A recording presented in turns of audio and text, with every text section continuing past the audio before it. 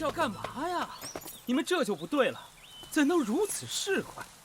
这就想将我王兄弟扫地出门吗？少爷啊！我刚听说了王兄弟的，就急急忙忙赶过来。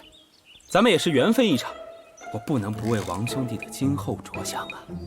哦，这么说，天泽兄还挺关心我的。那是当然。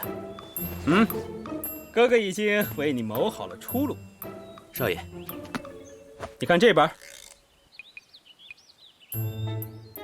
我家北边有个养猪场，兄弟若不嫌弃，可以去北边喂喂猪。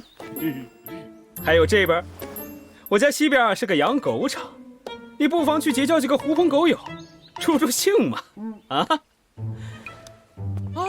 还有这边，南边是个养鸡场，也可以去杀杀鸡。就是啊。你怎么可以这样？哎，这可是天泽兄的一片好意啊，那就谢谢了。书我拿走，慢慢看啊。哦，不用谢，不用谢。王胜，老杨，记录任务，今天晚上养猪斗狗杀鸡。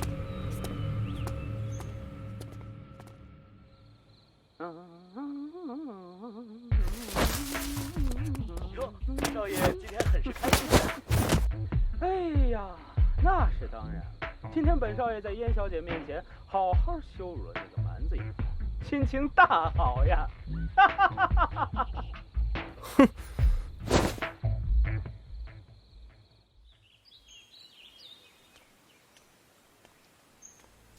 天泽少爷，该用早膳了。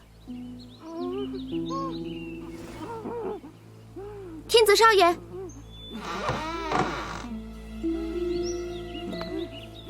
奴婢。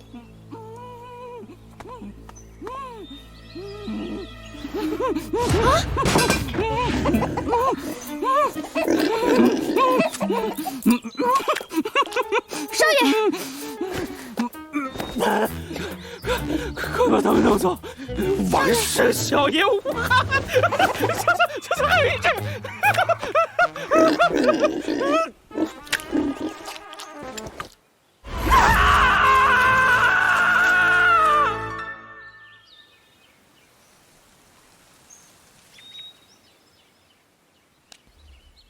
这培元丹，希望有用。